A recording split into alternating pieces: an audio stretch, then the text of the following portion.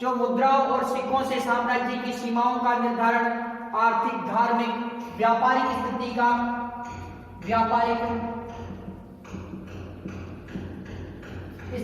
पता चलता है।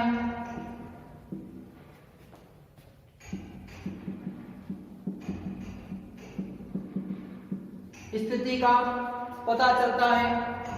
गुप्त काल के सिक्कों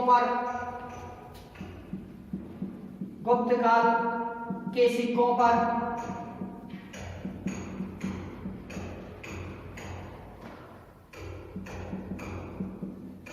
राजा व रानी का चित्र, वीणा बजाते समुद्रगुप्त का चित्र,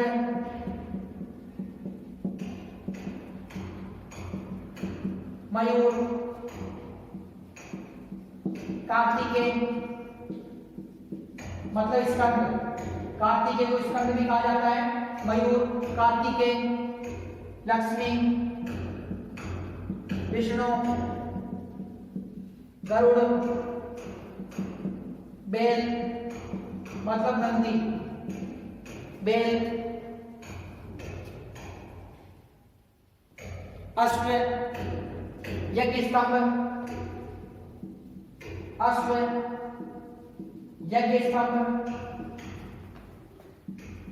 आदि चित्र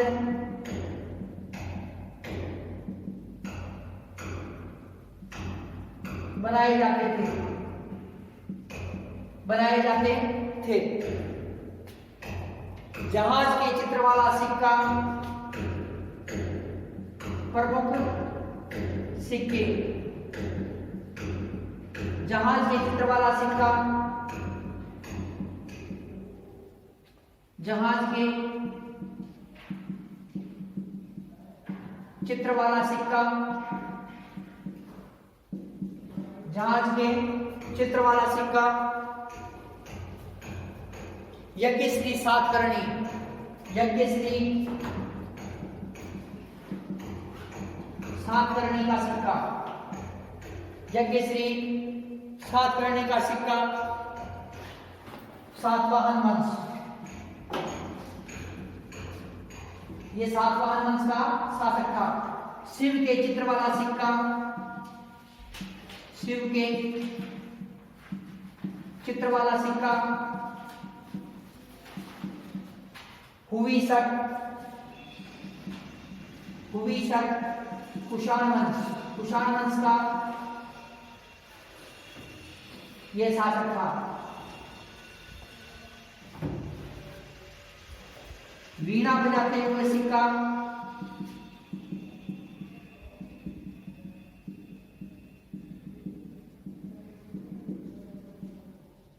समुद्रगुप्त, यह है गुप्त वंश का शासक था, गुप्त वंश। मयूर का चित्र का सिक्का, मयूर का चित्र वाला सिक्का, मयूर का चित्र वाला सिक्का, कुमारगुप्त, गुप्त वंश का शासक, कुमारगुप्त, गुप्त वंश। बेल की आकृति के चित्र वाला सिक्का,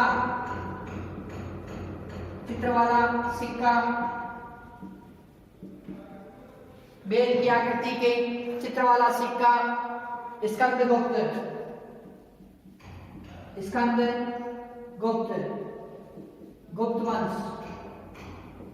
गुप्त वंश।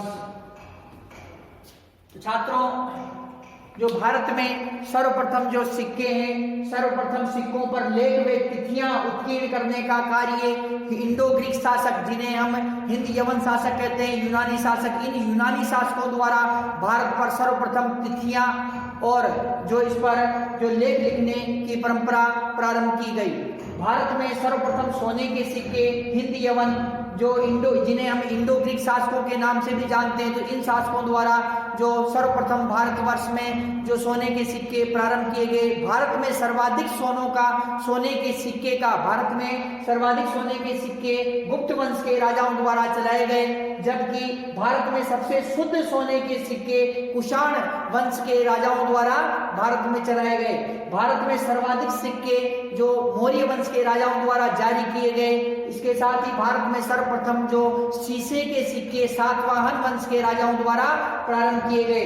तो सर्वप्रथम सोने के सिक्के इंडो ग्रीक अर्थात हिंदी यवन शासकों द्वारा चलाए गए। सर्वाधिक सोने के सिक्के गुप्त राजाओं द्वारा तथा इसके अतिरिक्त सबसे शुद्ध सोने के सिक्के कुषाण राजाओं द्वारा चलाए गए। सर्वप्रथम जो सिक्कों पर लेख व तिथियां लिखने की परंपरा यूनानी शासकों ने प्रारंभ की। भारत में शीशे के सिक्के सातवाहन राजाओं द्वारा चलाए गए सर्वप्रथम, तथा इसके अतिरिक्त सर्वाधिक जो सिक्के हैं भारतवर्ष में ये मौर्य राजाओं द्वारा जो चलाए गए।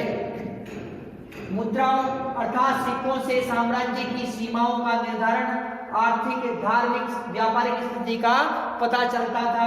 गुप्त काल के सिक्कों पर राजा व रानी का चित्र, वीणा बजाते हुए समुद्रगुप्त का चित्र, मयूर, कार्तिकेय अर्थात स्कंद, लक्ष्मी, विष्णु, गरुड़, बेल, अश्व, यज्ञ स्तंभ आदि के चित्र बनाए जाते थे।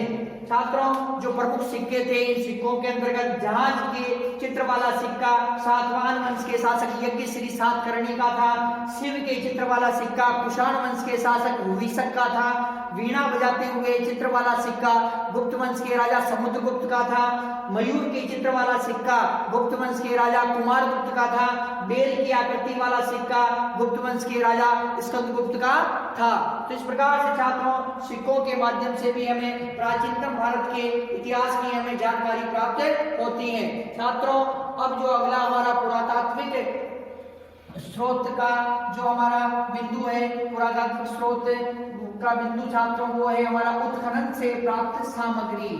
उत्खनन से प्राप्त सामग्री मतलब खुदाई से जो प्राप्त हमें सामग्री हुई है, उत्खनन से प्राप्त सामग्री, उत्खनन से प्राप्त सामग्री। तो खुदाई से जो हमें सामग्रियां प्राप्त हुई है, तो उन सामग्रियों के बारे में हम जो अब देखेंगे। तो छात्रों, जो उत्खनन से प्राप्त सामग्री, छात्रों सिंधु घाटी सभ्यता के पुरातात्विक स्थलों की जब खुदाई की गई तो वहां से हमें कई प्रकार की जो सामग्री प्राप्त हुई है, वहां से कई प्रकार के उपकरण प्राप्त हुए हैं। उन उपकरणों के अध्ययन से हमें तत्कालीन भारतवर्ष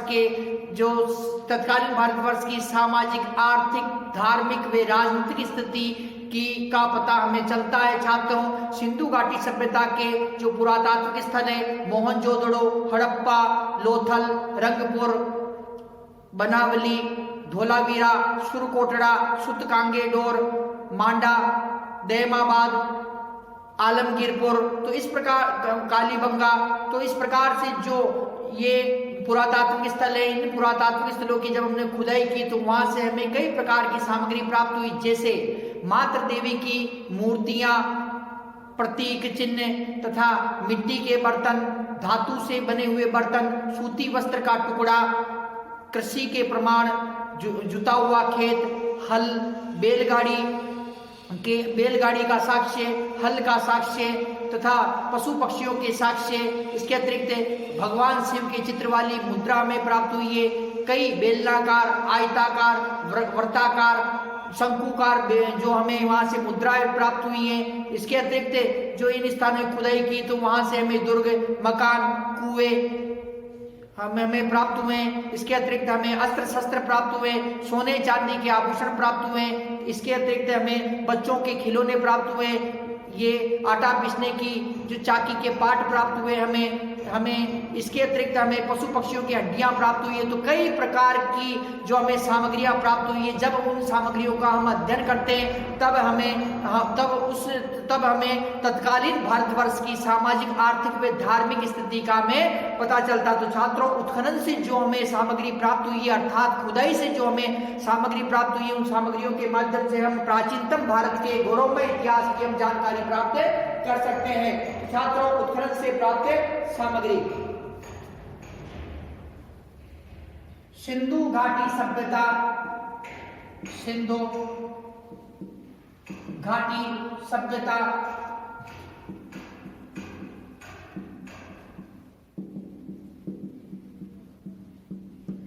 के उत्खनन से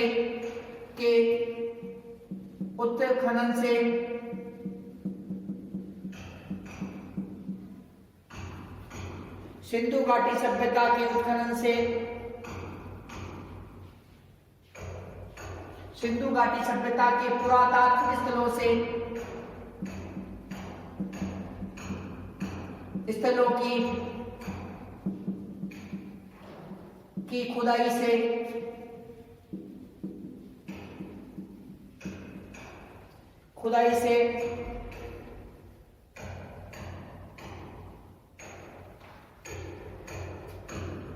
अनेक सामग्रियां, अनेक पुरातात्विक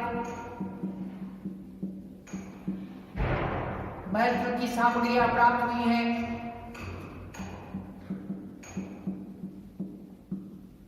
सामग्रियां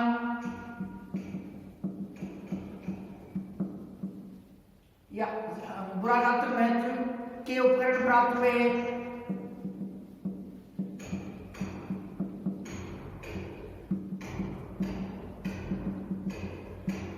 पुरातात्विक महत्व के उपकरण प्राप्त हुए हैं। मोहनजोदड़ो, हड़प्पा,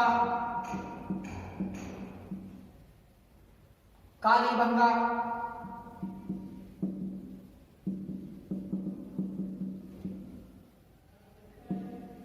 लोथल, धोलावीरा, लोथल, मोहनजोदड़ो, हड़प्पा, कालीबंगा, लोथल, धोलावीरा, रंगपुर, सुरकोटड़ा, सुतकांगेडोर,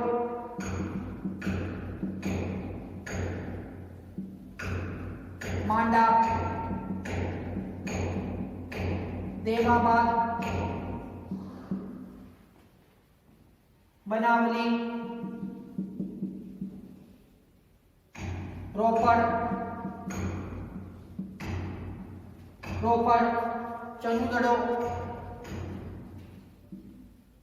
चनूदड़ो,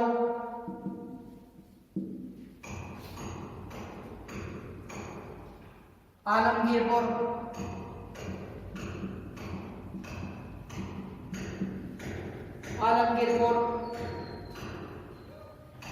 राखीगढ़ी,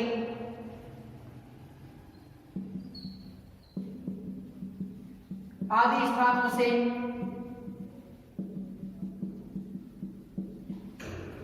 पुरातात्विक महत्व की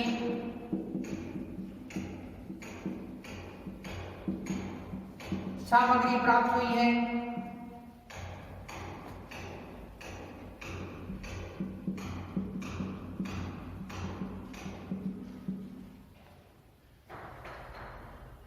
सामग्री प्राप्त हुई है।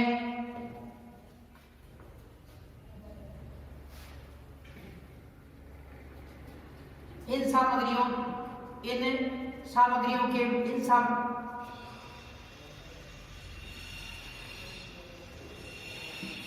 सामग्रियों से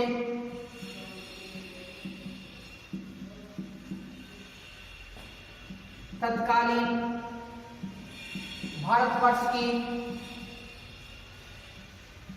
सामाजिक, धार्मिक, आर्थिक, राजनीतिक स्थिति की जानकारी प्राप्त होती है।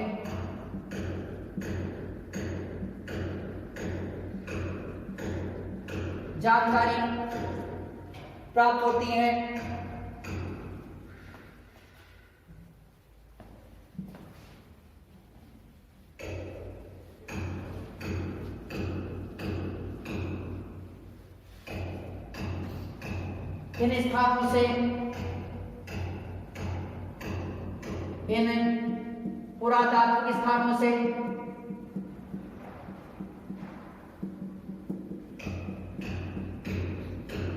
अनाज के साक्ष्य,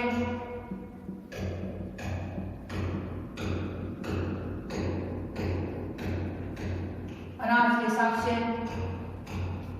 चावल, बाजरा, गेहूं, जौ,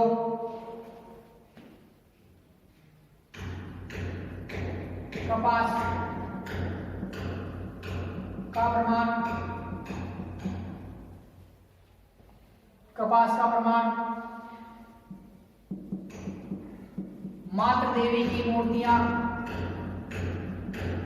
मातृ देवी की मूर्तियां,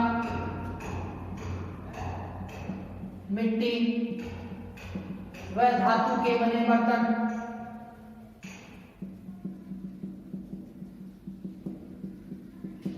मिट्टी व धातु के बने बर्तन,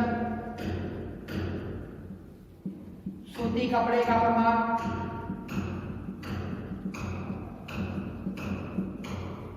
आभूषण, मुद्रा, मापतोल के उपकरण,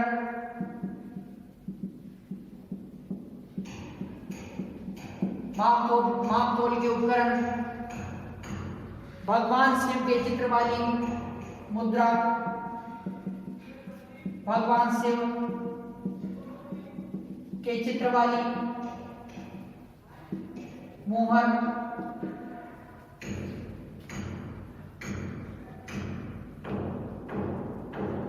क्रॉस, स्वास्तिक, चक्र का प्रमाण, दुर्ग, मकान, महाविद्यालय का भवन, अन्नगार, अन्नगार, स्नानागार, स्नानागार, अन्नगार, स्नानागार,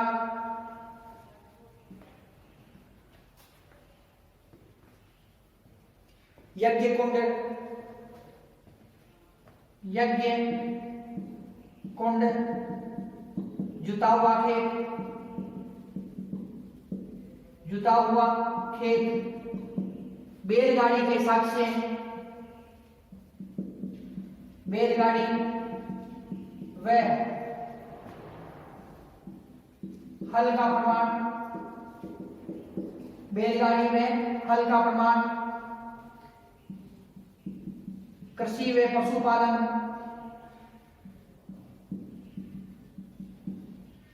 के प्रमाण, कृषि व पशुपालन के प्रमाण, मूर्तियां, नालियां, सड़कें, मूर्तियां, नालियां,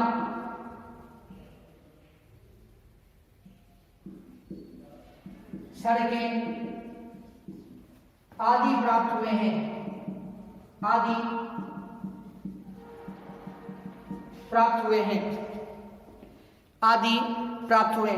छात्रों, उत्खनन से प्राप्त सामग्री है सिंधु घाटी सभ्यता के जब पुरातात्विक स्थलों की खुदाई की गई तो वहां से अनेक प्रकार के उपकरण अर्थात अनेक प्रकार की हमें सामग्रियां प्राप्त हुई है। इन सामग्रियों के माध्यम से हम तत्कालीन भारतवर्ष की सामाजिक, आर्थिक, धार्मिक व राजनीतिक स्थिति के बारे में जान सकते हैं। छात्रों, तो छात्रों, मोहनजोदड़ो जो सिंधु घाटी सभ्यता के हैं, इसके प्रमुख जो स्थल थे उन स्थलों में मोहनजोदड़ो, हड़प्पा, कालीबंगा, लोथल, धोलावीरा, रंगपुर, सुरकोटड़ा, सुतकांगेडोर, मांडा, देमाबाद, बनावली, रोपड़, चंदूदड़ो, आलमगीरपुर, राखीगढ़ी आदि स्थानों से पुरातात्विक महत्व की हमें जो सामग्री प्राप्त हुई है छात्रों, वो और इन पुरातात्विक स्थानों से जो हमें प्राप्त सामग्री है छात्रों, अनाज के साक्ष्य प्राप्त हुए, चावल, बाजरा, गेहूं, जो कपास का हमें प्रमाण प्राप्त हुआ है। मातृ देवी की मूर्तियां हमें यहाँ से प्राप्त होती है।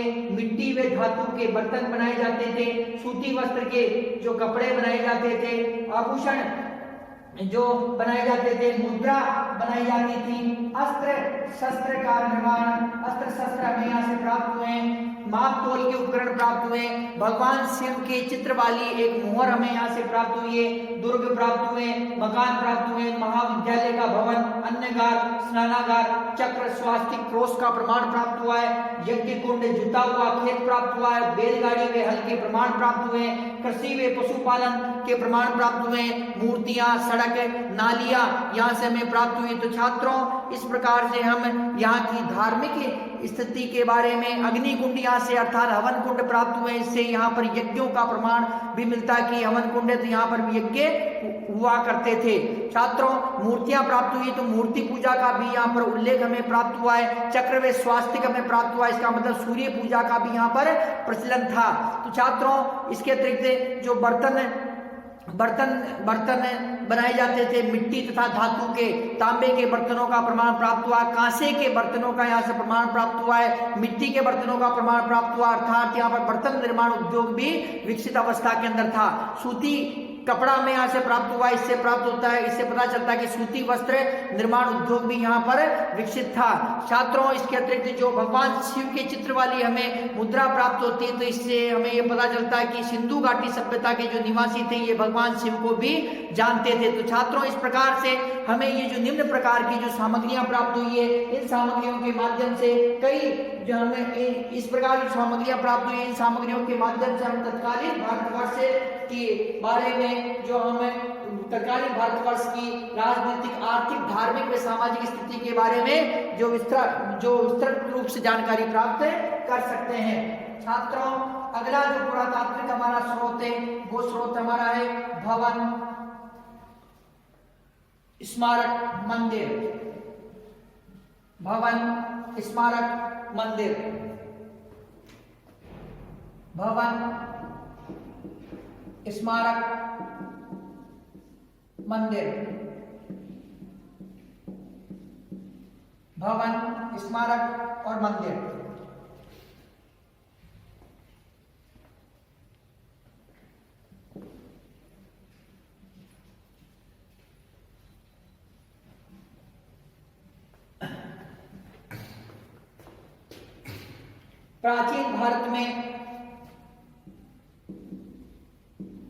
प्राचीन भारत में मंदिरों, दुर्गों,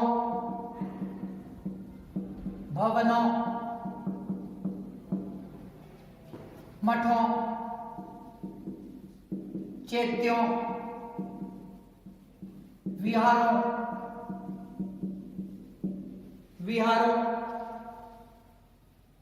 महलों, पाठशालाओं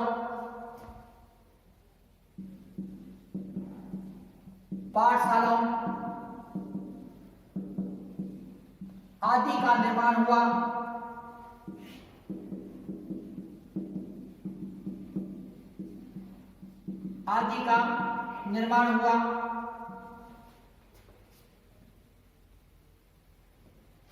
सांची का मंदिर,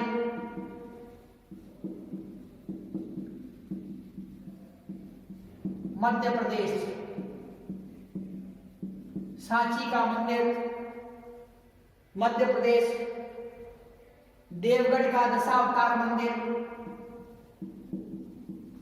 देवगढ़ का दशावतार मंदिर, देवगढ़, उत्तर प्रदेश। देवगढ़, उत्तर प्रदेश। मणिनाथ का मंदिर,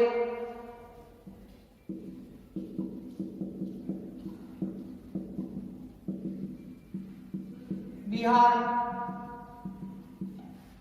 खजुराहो के मंदिर,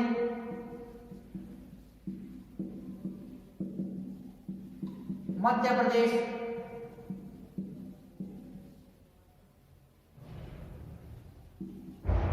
चौसठ योगिनी मंदिर, जबलपुर मध्य प्रदेश,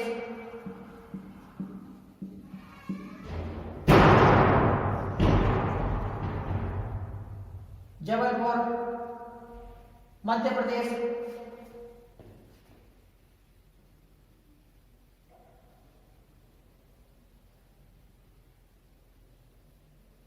शिरपुर का लक्ष्मण मंदिर,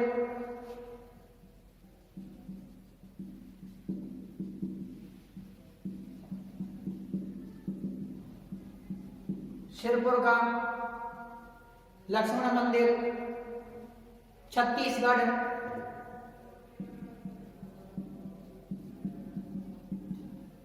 छत्तीसगढ़,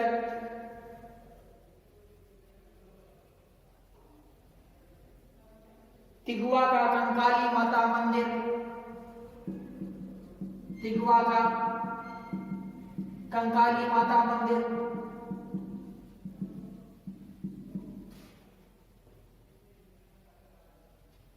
मध्य प्रदेश, तिगुआ मध्य प्रदेश,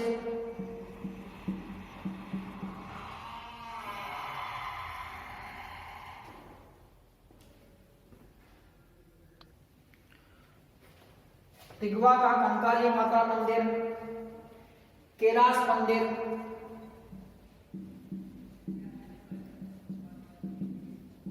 एलोरा महाराष्ट्र, कैलाश मंदिर एलोरा महाराष्ट्र, कोणार्क का सूर्य मंदिर,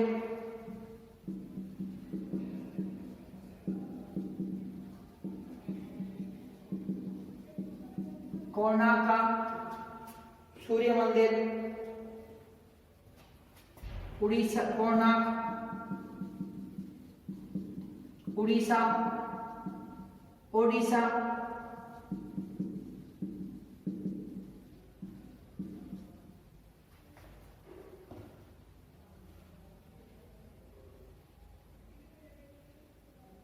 एरन का विष्णु मंदिर,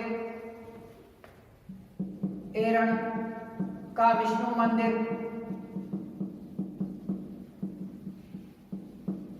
एरन मध्य प्रदेश, एरन मध्य प्रदेश, सांची का स्तूप, सांची का स्तूप, सांची मध्य प्रदेश, मध्य प्रदेश, कार्ले का चैत्य,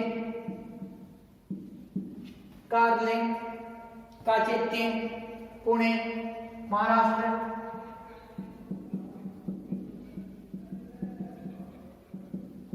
पुणे महाराष्ट्र,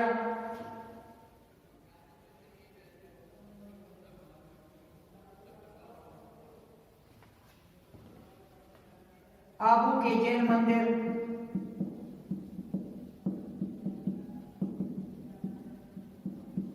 राजस्थान,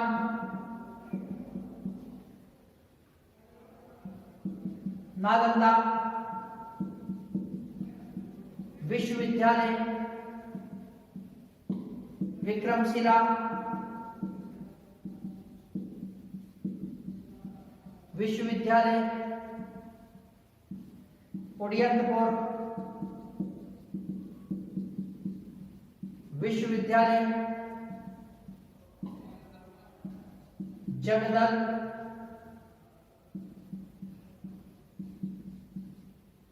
जगदल विश्वविद्यालय,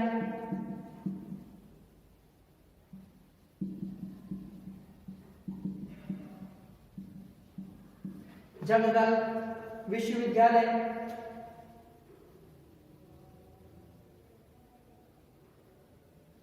तक्षशिला विश्वविद्यालय, तक्षशिला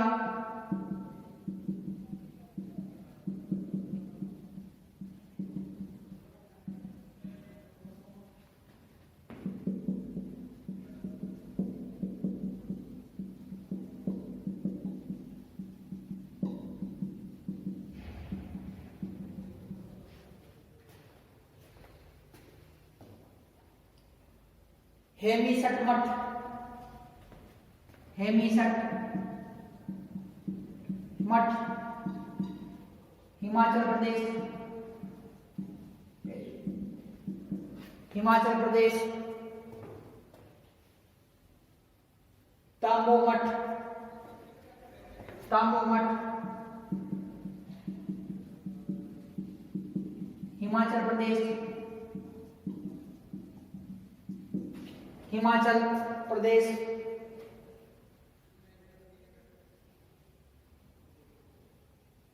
थिकसे मठ, थिकसे मठ जम्मू कश्मीर, जम्मू कश्मीर।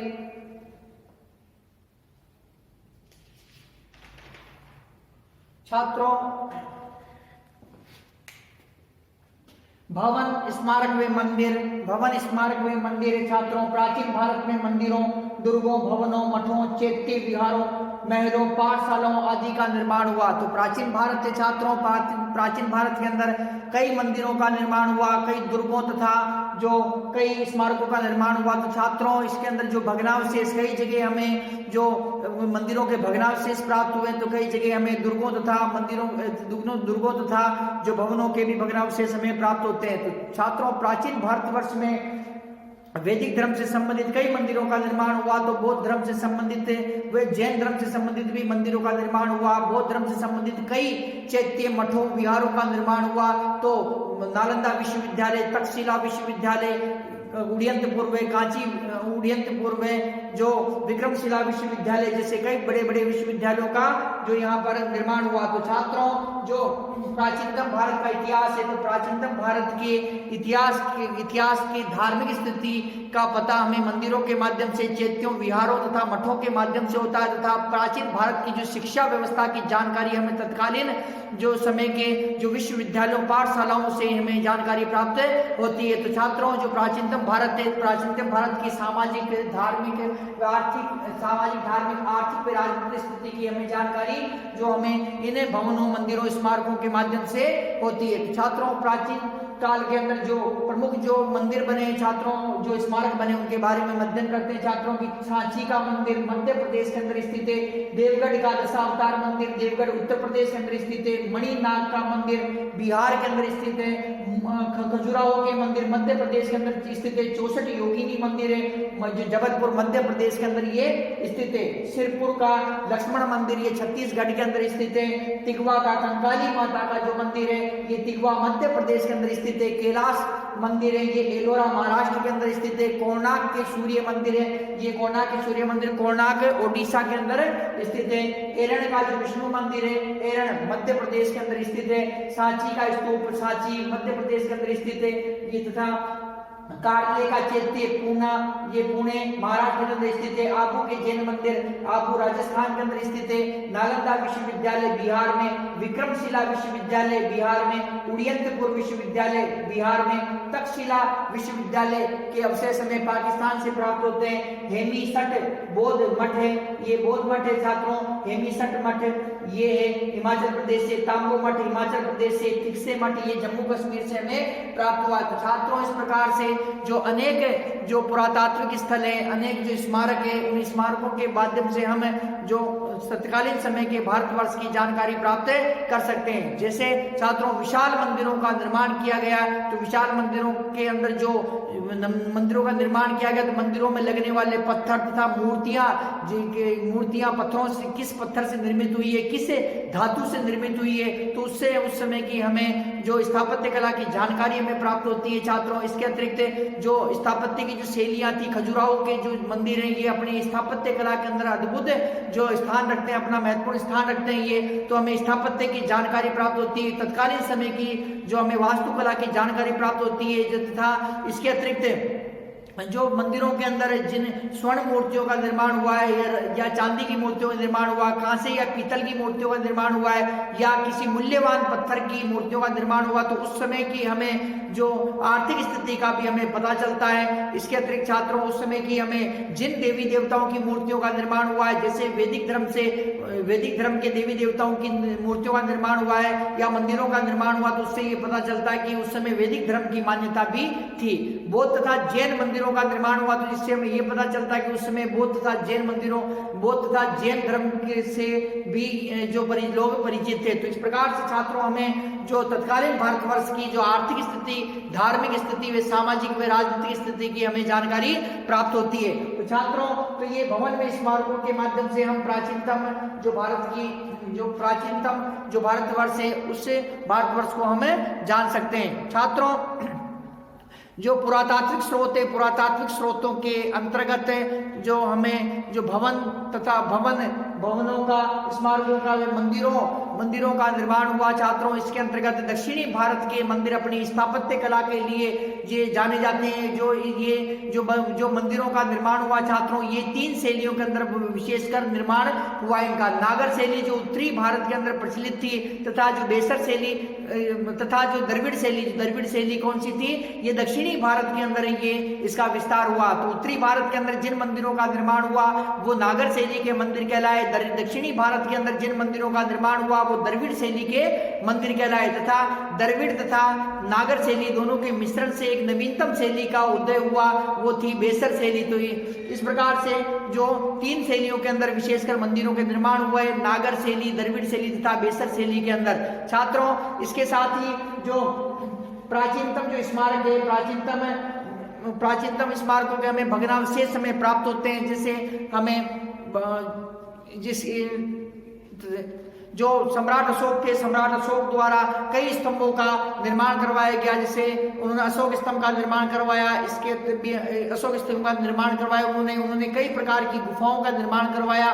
इसके अतिरिक्त जो गुप्त काल के अंदर, शुंग काल के अंदर, मौर्य काल में तथा सातवाहन काल में गुफाओं का निर्माण हुआ। तो छात्रों जो ये हमें प्राचीनतम जो पुरातात्विक स्रोत है, हमारे पुरातात्विक स्रोतों के अंदर मंदिर, भवन, स्मारकों का महत्वपूर्ण स्थान है। तो प्राचीन भारत में दुर्गों का निर्माण हुआ, मंदिरों का निर्माण हुआ, भवनों का, मठों का, चैत्यों का, महलों का, पाठशालाओं का आदि का निर्माण हुआ। तो इसके माध्यम से हम तत्कालीन भारतवर्ष के गौरवमय इतिहास की हम जानकारी प्राप्त कर सकते हैं। मंदिरों का जब निर्माण हुआ तो उससे हमें तत्कालीन समय की जो धार्मिक स्थिति का हमें पता चलता है। पाठशालाओं की तथा विश्वविद्यालयों के का जो उन्होंने प्राचीन काल में निर्माण हुआ, उस समय हमें तत्कालीन समय की जो शिक्षा व्यवस्था के बारे में हमें पता चलता है कि तत्कालीन समय के जो शासक थे वो शिक्षा के प्रति कितने जागरूक थे, तो उसके बारे में हमें जानकारी प्राप्त होती है। छात्रों इसके अतिरिक्त जो बौद्ध मठों का निर्माण हुआ, तो बौद्ध धर्म को आश्रय, प्राचीन जो शासक थे उन्होंने बौद्ध धर्म तथा जैन धर्म को भी आश्रय प्रदान किया। तो इसीलिए प्राचीन समय के अंदर जैन मंदिरों का निर्माण हुआ तथा बौद्ध मठों का, विहारों का निर्माण हुआ। साथ ही बौद्ध मूर्तियों में जैन मूर्तियों का भी निर्माण हुआ। तो छात्रों जो खजुराहो के जो जैन मंदिर है, खजुराहो के जो मंदिर है, वहां पर हमें वैष्णव संप्रदाय, शैव संप्रदाय, जैन संप्रदाय के इन अर्थात वैष्णव संप्रदाय, शैव संप्रदाय वे जैन धर्म के मंदिरों का होने से ये पता चलता है कि भारत के राजा कितने धर्म सहिष्णु शासक थे। तो छात्रों इस प्रकार से जो भवन तथा स्मारकों के माध्यम से हम तत्कालीन भारतवर्ष की प्राचीनतम जानकारी प्राप्त कर सकते हैं। छात्रों तत्कालीन जो भारतवर्ष है, तत्कालीन भारतवर्ष के शासक गुप्त राजाओं के समय के अंदर शिखर युक्त मंदिरों का निर्माण प्रारंभ हो चुका था, और जो गुप्त राजाओं से पहले जो शिखर युक्त मंदिरों का हमें प्रमाण प्राप्त नहीं होता है। मंदिरों का निर्माण तो होता था, परंतु शिखर युक्त जो मंदिर है वो गुप्त काल के अंदर बनने प्रारंभ हुए। दक्षिणी भारत के अंदर विशाल शिलाखंडों, जो विशाल शिलाखंड थे, शिलाखंडों पर अद्भुत कलाकारी करके और रथ मंदिरों का निर्माण करवाया गया। छात्रों, इसके अतिरिक्त जो दक्षिणी भारत के जो मंदिर थे, दक्षिणी भारत में द्रविड़ शैली में मंदिरों का निर्माण हुआ, उत्तरी भारत में नागर शैली में मंदिरों का निर्माण किया गया। तो छात्रों, इस प्रकार से जो भवन स्मारकों वे मंदिरों के माध्यम से हम जो ये पुरातात्विक स्रोत है, हमारे पुरातात्विक स्रोतों में हमारा भवन स्मारक मंदिर है, तो इनके माध्यम से हम तत्कालीन भारतवर्ष की हम जानकारी प्राप्त कर सकते हैं। तो छात्रों, अब हमारा जो अगला पुरातात्विक स्रोत है वो है मूर्ति कला।